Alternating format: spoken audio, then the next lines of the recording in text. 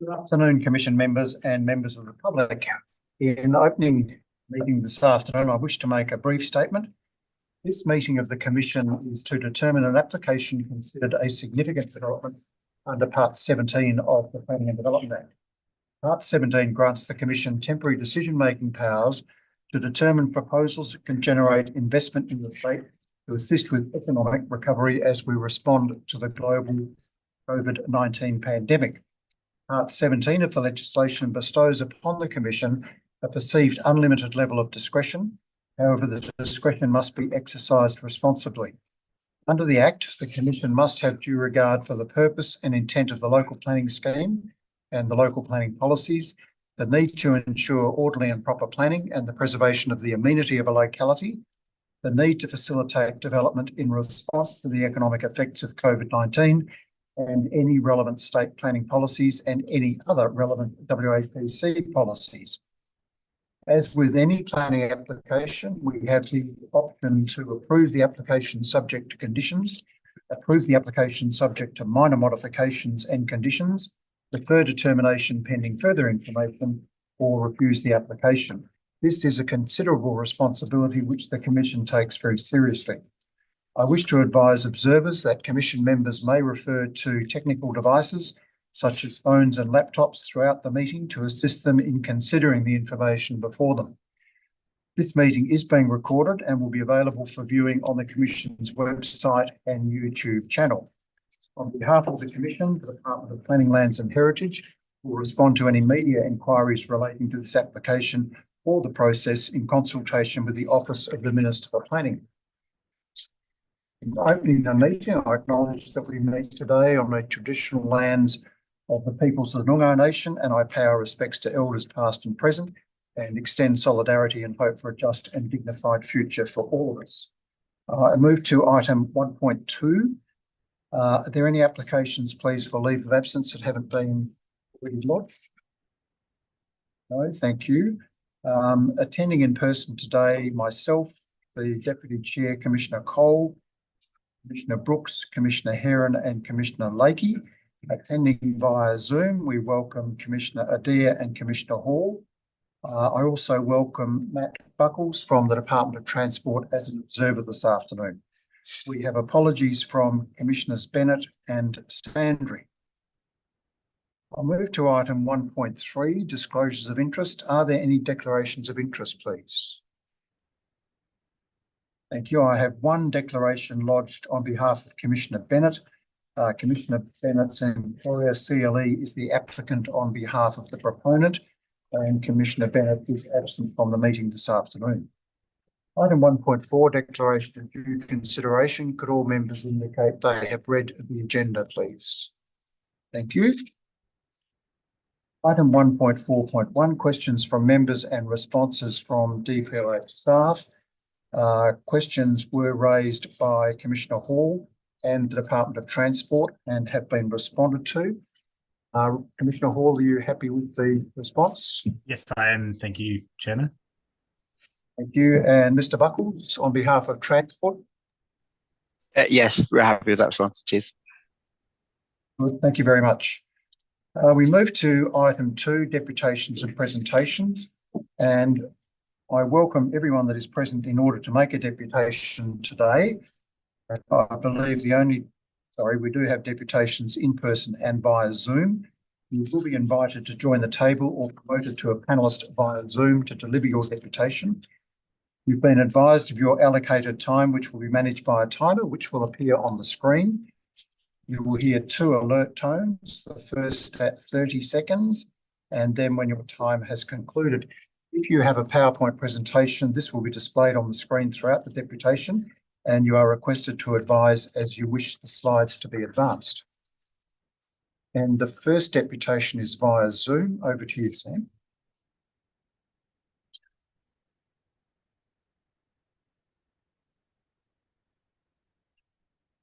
Good afternoon, Fiona. If you can hear me, could you please just turn your video on so we may see you on the screen?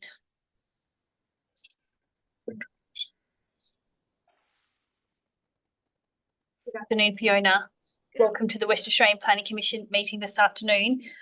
Fiona is here today to provide us a deputation on the gas processing facility. Fiona, can I just confirm that you can hear us okay? And can you speak to make sure we can hear you? Yes, I can hear you. Excellent. Our sound is a little bit soft in here today, so I will ask you to speak up if that's okay. It's probably not at your end. It may be just in the room here, so my apologies for that. As the chairman pointed out, a time will appear on the screen which will count down your allocated time of 3 minutes this afternoon, Fiona. So over to you when you're ready. Thank you. Thank you and good afternoon, Commissioners. Thanks for accepting my request to make a verbal deputation to the proposed gas processing facility in Arrowsmith East. We are the adjoining property and active members of the Minginoo and Three Springs Shire. So I was only given 24 hours notice by the Commission for this deputation. So I think that was due to a glitch in the notification system. So it wasn't really a lot of time to read the 100-page document. And I'm also sorry that I don't have a PowerPoint to speak to with regards to my comments. And apologies as well if they're small children that duck into the frame since we are in school holidays. So our submission to this development application was made about 2.5 years ago. And since then, the impact of mining operations, specifically gas mining in the region, which is predominantly for agricultural uses, has become more evident. So there's been a substantial increase in activity in this area, and it's very evident for those that are living in the region. The region, in my view, hasn't been designed and resourced to support this significant increase in people, vehicles, and also data usage.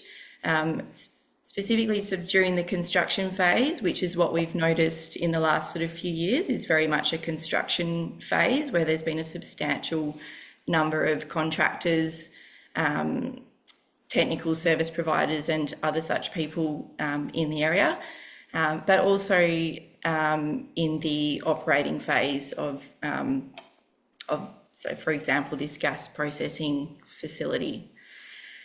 So in our view, there is a risk to the agricultural assets that surround these activities, which are of substantial value, and there's also a risk in their ability to generate revenue for the state. So it's we feel quite important to consider the impacts of each phase of these developments, so that there seems to be a separation between the construction phase and the operating phase. And I know that the response of the applicant is very much focused on the impact for the operating phase, which is on paper seems to be minimal. But just to note that the construction phase, there are a lot of people and vehicle activities coming into the region. So with regards to, and thank the conditions that were set in part, did cover off on some of these concerns, but perhaps just to provide a bit more context, more specifically to the 2 points that we raised in our submission around the bushfire management. So I note that there has been a condition around increased size of the water tank, which probably would still not be deemed enough by many landholders in the area who are very experienced in fire management. But other things that are very important in the response to bushfires are around the equipment, such as trucks, for example, utes and other types of vehicles to be able, and road access, which I note that DFS commented on in their response. Those are also very important. So bushfire management, the first responders in this area is often the surrounding landowners. So it would be very important for the landowner and the gas facility owner to be adequately resourced in terms of vehicles to be able to really quickly get on top of any bushfires that may fall within the area. So just note that the nearest large sort of truck that's used for fighting bushfires is located in Minganoo, and the other one is in Three Springs. So I would assume that the applicant will be using those services and that is provided by those local governments. The second condition that I just would like to provide some context around is the impact to roads. Because as I mentioned at the start, there's been substantial activity in the area from the service, from providers and technical people and lots of people that are in this area during the construction phase. And we've had a lot of issues with damage to roads, and so the condition does note that roads would need to be fixed within 90 days. And for a farming business, that's unacceptable to not have access to our property within a really short time frame would be, pretty detrimental to our operating. So I would like to request that you consider that perhaps be amended to as soon as possible, really, that those roads are repaired to allow us access to our property to maintain our operations. Okay, so that was in regards to conditions. And then further, I would just like to address and reinforce the need for the community benefit funding as per the advice note J. But I would like to ask as to why this is not a condition rather than advice. Other states have legislated a 1.5% capital investment value, which possibly that could be used for this proposal to provide certainty to the condition. So perhaps that could be something to consider. The demand for services and infrastructure from the applicant, there will be demand in terms of, as I mentioned before, emergency bushfire response and also health services. So the health services that are located in Minganoo, Three Springs, Dongara and Eneabba, including emergency services, I would imagine would no doubt be utilised by the staff and the contractors at some time during the project. I'd also like to ask the Commission why it is accepting a permanent accommodation camp as against the staff residing in the local towns, which does seem contrary to the WA Planning Commission's position statement on workforce accommodation, which seeks to cite workforce accommodation in established towns to be able to support those towns. And I note that in the response to this query, that 2 people was not deemed to be an adequate, a large enough number of people to make a difference to a regional town. But as anybody who has lived in a regional town will know, it's not just that person, it's their family and the kids that potentially use the school, which really boosts the capacity of the town. So that is really important. So in addition, the permanent workforce accommodation does not really align with the state planning policy number 3 on urban growth and settlement, which also has that objective of building on existing communities. So that would be the query there. So I think that's about all that I wanted to say. So I will welcome any questions. Thank you very much, Fiona. Look, I will just address a couple of those issues very quickly. There will be some that will be addressed when we come to debate and we hear from the State Development Assessment Unit officers. But essentially, you spoke about Advice Note J and the contribution to the shires. We don't, within our planning framework, we don't have the ability to impose that as a condition at the moment. So the Commission Department of Planning, Lands and Heritage at the moment is considering how a policy could be developed that would allow the Commission to impose a condition like that. But in the meantime, it is in there as an advice note on the understanding that the councils and the proponent are actually discussing these particular issues at the moment. On the workforce accommodation issue, There are, I believe, going to be 4 people working at any one time on this site once it's been constructed. So essentially there will be a permanent workforce of 4 on rotation, and there'll be 2 people doing a 12-hour shift followed by the other 2 people doing a 12-hour shift. So it makes logistical sense for them to be able to stay at the facility rather than add another hour, hour and a half to their travel time. And again, that will be discussed when we get to that particular point. So I do thank you for your deputation and ask members if there are any questions, please, of Fiona. Thank you. Commissioner Heron. It was just in relation to, you made a comment about data usage and implications. Could you just expand on that, Fiona, in terms of, I just want to understand, so you're saying that there isn't sufficient bandwidth available locally? Yes, that's correct. So I think, well, it would have been over 2 or 3 years ago, there was a camp located in the same or similar location to where the proposed gas processing facility is. My understanding was it was about 10 people that were there and various people moving in and out. There is one phone tower here that is currently upgraded to 4G, but the bandwidth is, the signal is very poor at the moment. And we did notice when the camp was at the end of the road, near that, in the area a few years ago, that there was significant disruption to telecommunications. And that is critical for the operating of our business, but it's also critical for the safety of people that are living and staying within the region. And I understand that in the response that the applicant had cited that they will use their own internal wireless network, but they are still travelling to and from the site.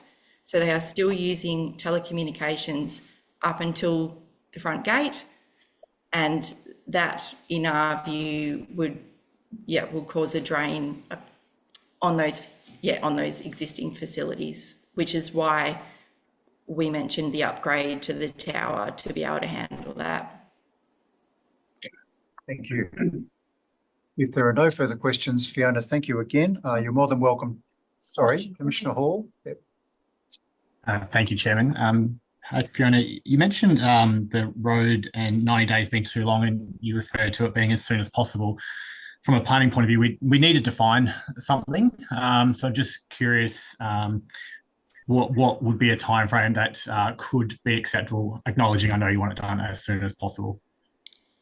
So at the moment, the response from our local shire to damage to our roads is the next day. So they will come out and assess it that day, and they will bring out their equipment and grade and repair that road. It's usually within a few days for that level of disturbance. So I would just encourage that it be as soon as possible. Yeah, thank you. Thank you, Commissioner Adair. Thank you, Chair. Fiona, look, I apologise. I haven't been on site, though I do know the area very well. I'm assuming from what you're saying about the roads that this is an unsealed road, and is that your main access and the access to this site as well? Yes. So our front gate is on Natta Road, which is the main access to our property, and there are other access points around the properties and with our neighbouring properties as well. So without knowing which way the proponent will be accessing the site, it could be from 2 or 3 different roads. But they're all unsealed? I'm not quite there. Sure. Sorry, they're gravel. Yes, they're gravel. That's what I meant. Sorry, yes, they are unsealed. Yes. All right, thank you very much. Thank you. Any further questions, please? If not, thank you very much, Fiona. You're more than welcome to stay and observe the meeting. Thank you.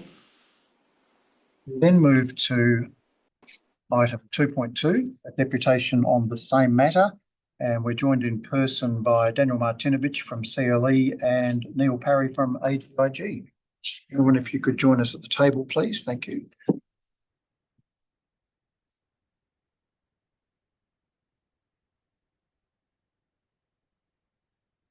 Daniel, you don't have a PowerPoint presentation, correct? No, we don't.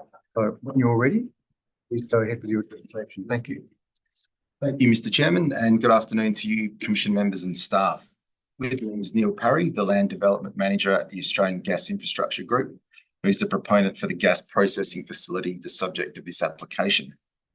Support the agenda recommendation that the proposed gas processing facility be approved subject to conditions.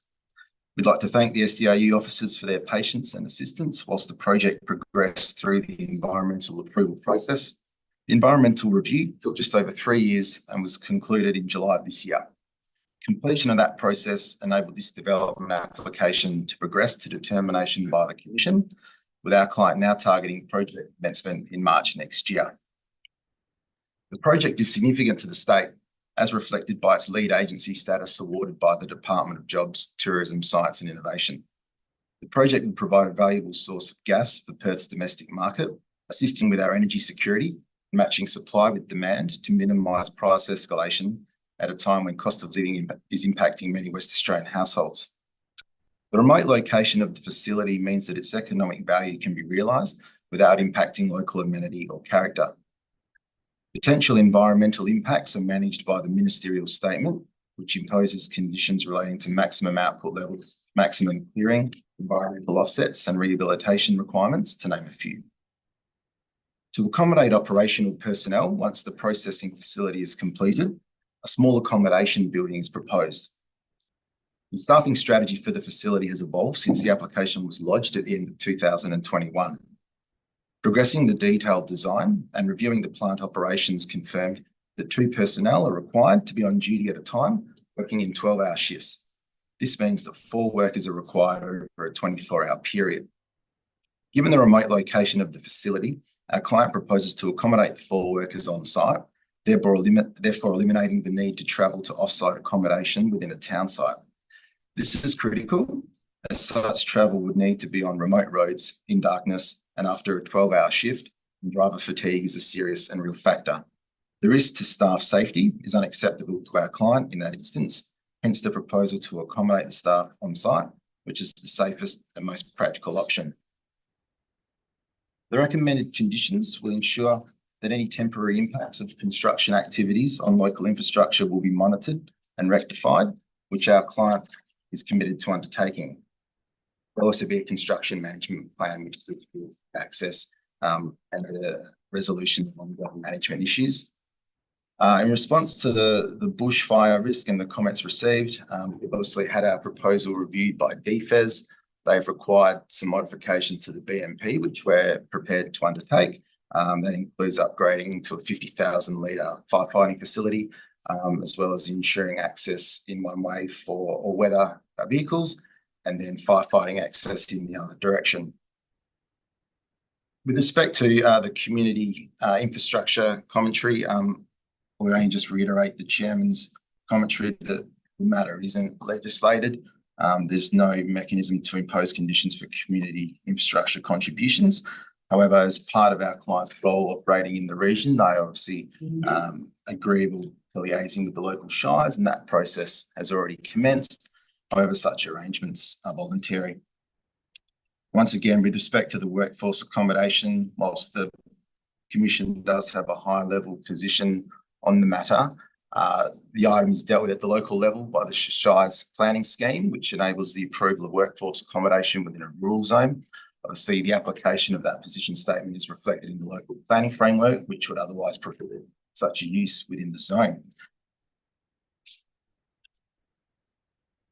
That said, and in closing, our proposal is consistent with the planning framework, with all aspects of the proposal capable of approval. Our client is eager to commence the project, which will contribute to the state's economy and energy security. I'd like to thank you for your time, and Neil and I will be pleased to answer any questions that you may have. Thank you very much, Daniel. Commission members, are there any questions, please? Commissioner Lakey, thank you. Thank you, Mr. Chair. Just one of the queries regarding the work on the previous deputation in terms of the likelihood or the potential of families and children and whatnot. Is that what is your viewpoint on that? Will there be families and children there or obviously we're not in a position to mandate as a requirement of employment. We obviously AGIG supports investment in local communities in every way we can. Certainly, we have sort of a longer term plan. There is a skilled workforce already working in this gas industry in and around Dongra, and to the extent that we can poach, we will. And we already have some employees who already live in the region who have expressed an interest in relocating back to this facility where it's built because it's closer to home. So that would be our approach. Given that we understand it's a tough employment market at the moment, especially for skilled people, I can't guarantee we'll be successful and be able to meet the the expectations that Fiona has put forward. But certainly on a conceptual level, we're supportive of people living in the community, living close to where they work. But whether we can make it happen, I can't promise. You don't expect children to be living on site? I wouldn't think so. And initially, I think as people get more comfortable with the operation and stuff and running, people may see the lifestyle benefit of relocating. But at the moment, I suspect that would be obvious from day one. The families wouldn't be at the workforce accommodation on the site at the gas processing facility. Yeah, to be the staff operating. Yeah. Thank you, Commissioner Cole. Well, thank you very much for your deputation and for answering some of the questions from the previous deputy. I just did want to ask the question about the road repair. That was another one that was raised, that the condition talks about 90 days for any repairs that are necessary, and the issue of what that might mean for the local roads. We've heard that the Shire does have a very fast response time. Are you intending to use the local government on a cost recovery basis, or would you be doing repairs through private contractor, and what view do you have about timeframes? We wouldn't be authorised to do repairs ourselves, but we certainly expect the local governments to reach a road usage agreement, which would, I assume, expect this on a cost recovery basis. So if we're damage or repairs are attributable to our operation, we'd certainly expect to be requested to make good. We would contribute to the guide to make sure they're able to be involved. Okay, so on that basis, would you say the same response times that are existing? You should do. The Shire will contribute to make sure the Shire can maintain their current standards. So we certainly wouldn't expect, or we would have a way to make sure we weren't a burden on the Shire in that respect. Neil, the comment made regarding the data usage, and then there was a discussion regarding an internal system. Yeah. How's that going to work? AGIG all the way from Crafted to Bunbury, we have our own microwave system. We don't use the Telstra system at all. But Telstra use our towers to get their things from A to B. So we don't rely on our data. I should imagine if our blokes will have mobile phones, as they ring home at night time, they're going to be on the Telstra system. But all our technical data, all the loading information between plants and all that between Perth and Victoria, microwave fibre system. Thank you. Any further? Thank you, Commissioner Heron. Then Commissioner Adair. Thank you. We've obviously been talking to the permanent population, but obviously the peak impact may well be around the construction workforce. I did see that there was a response around that construction workforce being potentially located in surrounding towns. Could that be expanded upon in terms of what the plan is during that construction phase and how that is likely to be? It does at the moment. We think a peak manning requirement will be about 100 persons. We provided a paper to our contractors with 8 options in terms of the accommodation. They range all the way from building something on site temporarily and go through the approvals process to get that, to using, there's already an established site in the Shire of Three Springs that people was keen for us to take advantage of. And there's some more local accommodations. There's one of the options was to split the workforce between 3 bases in Dongra, Mingu and Three Springs and bus them in. So there's 8 options on the table at the moment, and it's a bit of a mixture of decision making will be based on cost. There's got to be a factor, safety and security of employees, and efficiency of operating. So it's a bit early. I think we're tending towards supporting the local community. Saying Three Springs is the chosen option, but yes, we've got a team of people working on one of 8 options. So, where we can, we've always made a big commitment. The operation of the camp, in operation of the camp, we'll get as much out of the community as we can, rather than bring stuff in from Perth or Geordie. Thank you. Commissioner Adair, thank you. Thank you. Hi, Neil. Hi, Megan. Neil and I worked together many years ago. I just wanted to ask really about 2 things that were raised by the previous deputy. One was about the bushfire management and the need to use resources from the adjoining local authorities. And I know that you've got a bushfire management plan, etc., but there was comment about the size of the water tanks. I appreciate your comment on that. And my other question was really, again, we're coming back to this road and the period of time for making good. I noticed there in the conditions there is a construction management plan proposed, which we can add and make good to. Have you given any consideration to sealing the road? Some other state significant developments that have been approved have actually done that sort of thing. I think it comes to the volume of traffic. Once the plant is in operation, we're talking 1 or 2 cars a day, so it just doesn't find that sort of level of treatment. Certainly, referring to your point about the bushfire management, all our sites have appliances, fire service appliances, not only for our own benefit, but also to help neighbours and other people out. So we're always kitted up and our people are trained in that volunteer sort of level fire brigade. So we expect to contribute to that fire effort. I mean, people assume because the gas plant, the fire starts at the gas plant. In actual fact, it's 90 times more likely to start elsewhere and start working towards the gas plant. So, so we look forward to having the opportunity to work with the community, contribute to their fire defence system and strategy. Thank you. Thank you. Commissioner Herrick. Sorry, just one other question. I'm not quite sure whether to you or to staff, but in terms of the leasehold, etc., does that pay rates? Yes, rate. Okay, so there is a rate income. All outgoings, yeah. Okay, thank you. Thank you. Neil, final question from me. The length of the construction period, how long? It's meant to be 15 to 18 months. Okay. That'd be from clearing to operation. Right, thank you. Any further questions, please, of the deputation? Commissioner Lakey, thank you. Neil, just a quick one. Obviously, there was a bit of discussion around the contributions to the local communities, and that you're obviously, as we're told, it can't be legislated, but we understand you're in good faith discussions with both communities, and I wonder if you could just comment on that. Yeah, we've had people in the field this week discussing both with me and Brisbane Shire exactly those initial points of community contribution. AGID has got a pretty enviable track record of contributing to communities in all areas where we work. There, people don't hear us because we keep it quiet, because we don't like to tell people what we do. But we have, around Geraldton and all up and down the pipeline, we do contribute to communities. We fully expect we need to work hard to achieve a social licence.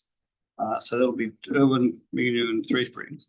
We'll all intend making some sort of community contribution. I certainly know that Minu, Matt, has got a fairly well developed community contribution and social infrastructure plan, and we're sort of buying into that, and that's where the discussions are at the moment. So it's not a matter of yes or no, it's a matter of how much and where. We're looking for direction from the local government to tell us where they would like it. And we built this plant, the midstream plant, in cooperation with Warrego as a joint venture partner. And then obviously, Strike is the production, the upstream developer. So there's sort of 3 of us. So sometimes 3 of us having to work together, things take a bit longer than they would necessarily, but there's certainly, I think, there's definitely, we have not big plans, but we certainly have plans to make sure there will be a significant contributor to those communities going forward. Thank you. Thank you. Any final questions, please? Commissioner Hall, thank you. Thank you, Mr. Chairman. Just wanted to ask if the condition relating to the period of commencement, the change from 3 years to 2 years, if you had any objection to that. It probably does make a difference to us, really, because we have every expectation to get FID early December in the next couple of months, and then we'll be into it after that. So it's probably not going to make a difference. Though, you know, you never know what's going to happen around the corner. So a 2-year condition with the, you know, if we have to come back and ask the Commission for a 1-year extension, then that would be a suitable condition for us. But yeah, we'd have to come back and explain why we needed the extension. But on the basis, a shorter period to commencement isn't a big concern. Thank you. Thank you. Any final questions, please? Thank you very much. Thank you.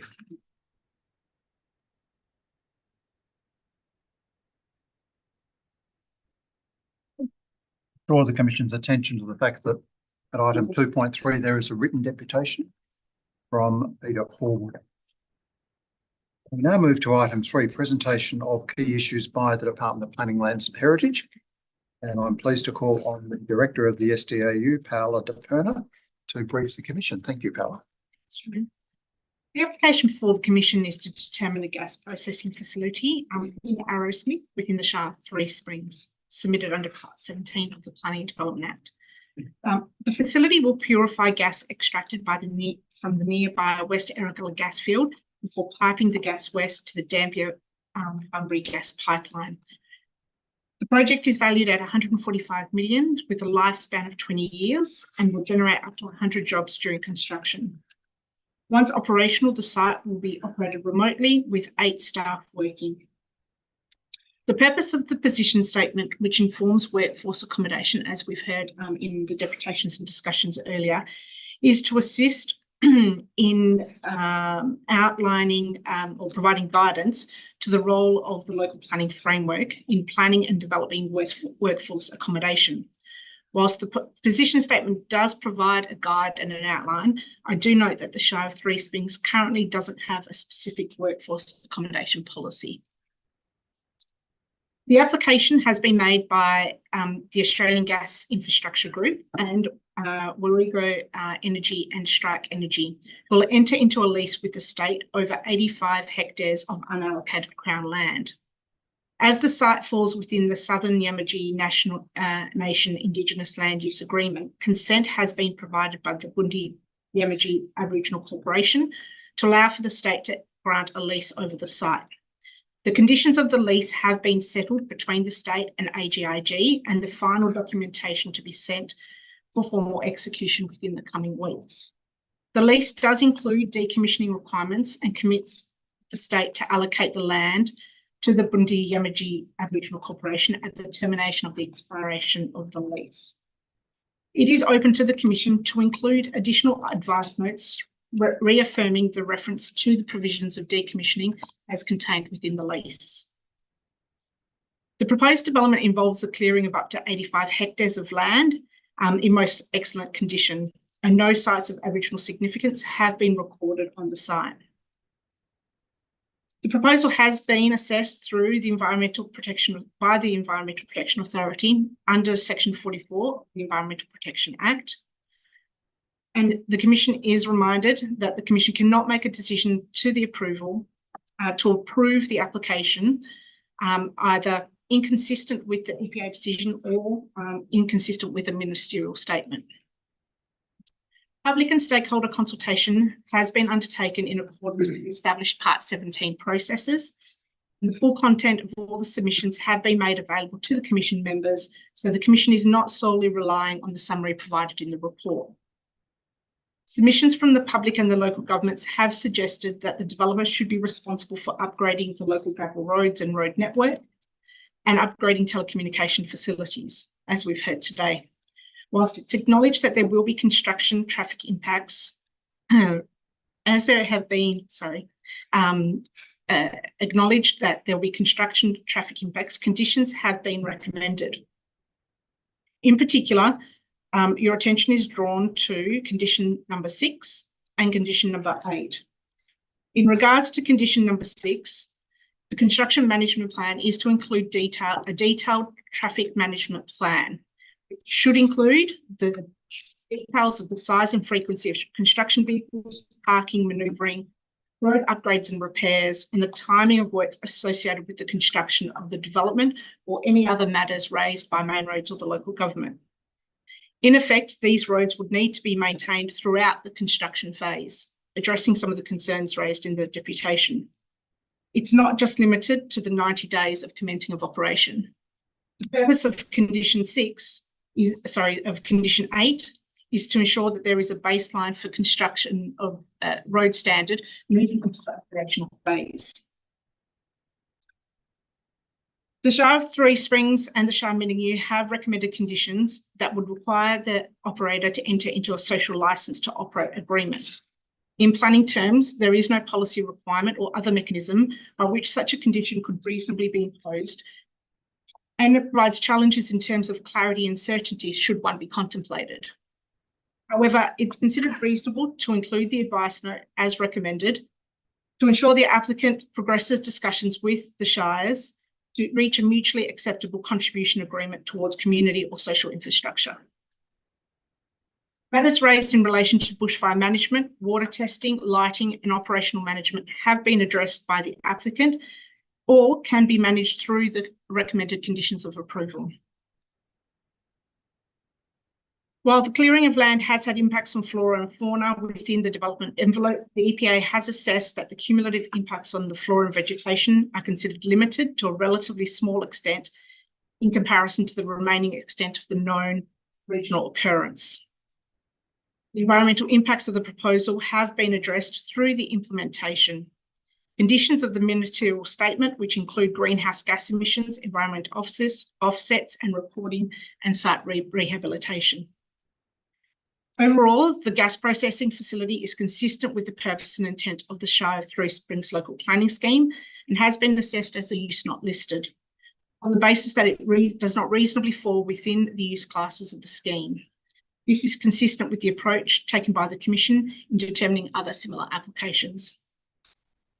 The application has been assessed as being consistent with the matters for which the Commission must have regard to, and conditional approval is recommended accordingly. Thank you very much. Commissioners, are there any questions, please, of Paolo? Commissioner Blakey, thank you. Just want to get my head around the 90 days to repair the road. And I'm listening to the previous deputation by Fiona, and that's their only access. It feels that it would be quicker because if the proponent is going to utilise the service of the local authority, etc. Is there any flexibility in that in the 90 days, or where did the 90 days come from? So in terms of, through the chair, in terms of the ongoing upgrades during the construction phase, it's intended that they be dealt with in a timely manner under the construction management plan. Yeah. The 90 days came about to afford a bit of a transition from the completion of the construction phase into operational. The 90 days is then the new baseline. So it would be open to the Commission to specify a shorter time frame. Yeah. It's really just to afford the applicant time to survey the roads and ensure those roads are actually upgraded, or not upgraded, but repaired to a full baseline standard. It doesn't seem reasonable for no access to the financing. Well, that wouldn't happen in practice. It's not intended. It's not intended. For it to be that. Is it necessary to change it 90 days or not? And I sort of opened that up, really. Hang my head around, which is, I'm sure the intent is not there, but putting 90 days in there is 90 days. So that's sort of more of a statement, really. Yeah. Do I go into debate? No, it's open to debate when we get there. Yeah. Thank you. Any further questions of Paolo, please? Commissioner Heron, thank you. Just, I suppose, further to some of the items that were discussed, obviously having gone through the Shire's submission, which obviously, and again, I appreciate the situation on the social licence to operate component, put that to one side. But in terms of some of the traffic management components attached to their submission, what we're proposing, as I understand it, is consistent with what they have requested. Is that a fair explanation? Through the chair, as I understand, that's correct, yes. Okay, thank you. And I suppose sort of similarly, I note that in terms of the number of roads affected, Natta Road, as I understand it, is the primary road of which maintenance is the key concern. Is that correct? Through the chair, if I can. So I guess Natta is the immediate road that provides access to the site. The Midlands roads and other roads that connect to Natta Road will also be affected by the development. So as we spoke about earlier, the site is approximately 32 kilometres from Minganoo, and most of those roads, or a large portion of those roads, are gravel roads. So there are other roads that are also affected by construction vehicle movements as well, besides Natta. Thank you. Thank you very much, Commissioner Cole. Thank you, Chair. Just acknowledging that this is already dealt with and that we are talking about Crown land. I did think it was interesting just to ask whether a time limited approval had been considered or discussed just to mirror the terms of the lease. Through the chair, time limited approval had been considered early in the assessment process. However, given the terms of the lease and the implementation of those lease terms, in this instance, it wasn't considered to progress further. However, it is open to the Commission to include such a time limit on this approval, should it so. But while the lease is the lease, in other words, if the lease was extended, of course, we have to come back for another Part 17. We couldn't give another approval. Okay, thank you. Any further questions, please? No, thank you very much, Paola. So we will move to item 4.1, which is dealing with a Part 17 development application for a gas processing plant, lot 10938, Natta Road, Arrowsmith East. And it's before us today for determination. I believe there will be a number of foreshadowed amendments. Yes, Commissioner Adair?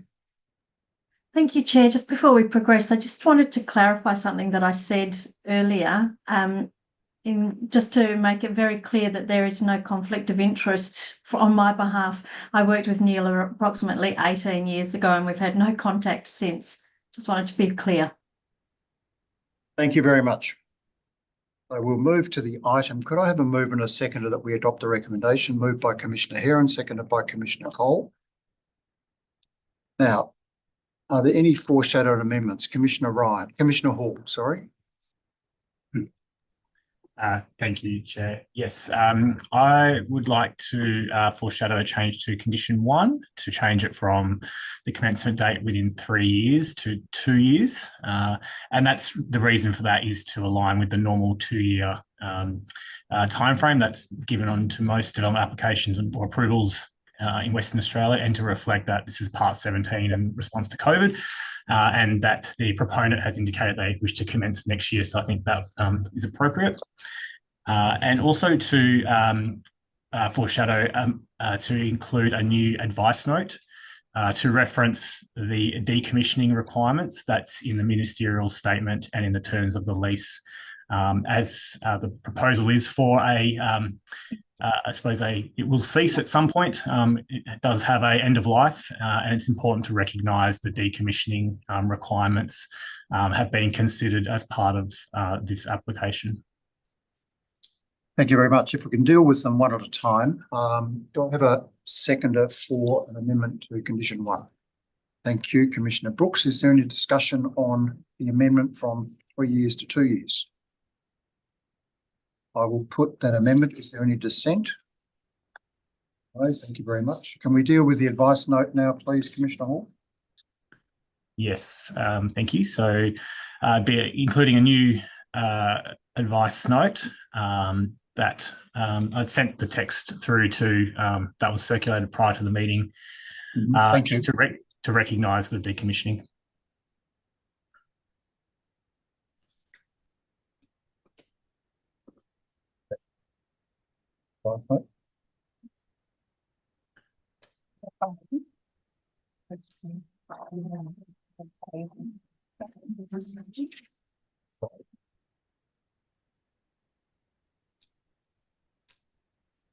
Still open, they're on. Thank you. By inserting a new advice note, the applicant is required to implement the requirement to decommission as per ministerial approval and land lease administered by DPLH. So that's an amendment to insert an additional advice note. It's been moved by Commissioner Hall. Do I have a seconder? Commissioner Lakey. Is there any discussion on that amendment? If not, is there any dissent? No, thank you very much. Are there any other foreshadowed amendments, please? Commissioner Heron, thank you. Through the chair, the Transport Authority amendments. Thank you. I would just like to, well, one, perhaps get some feedback from the Department of Transport and from officers in terms of alignment, but from what I can read here, that would be an appropriate amendment. Thank you, Paula. Through the chair, we don't have any objections to those changes. Mr. Buckles indicated that he was happy with it. So that's an amendment to condition 6 to include the words including a detailed management plan after the words a construction management plan. So prior to submission of the relevant demolition or building permit application, a construction management plan, including a detailed traffic management plan, is to be submitted, etc. With a new part B, timing of works associated with construction, and the new part C, road upgrades, repairs related to construction. And those are matters to be addressed in the management plan. And an additional point H, size, frequency, parking and manoeuvring of construction vehicles. By Commissioner Heron, do I have a seconder? Commissioner Cole, any discussion on that amendment? No, thank you very much. Is there any dissent? No dissent. So those 3 amendments now form part of the recommendation. Are there any further amendments, please? Not. Sorry, Commissioner Hall. Thank you, Chair. Just with regards to condition 8, I'd like to propose that we change the words from 90 days to upon.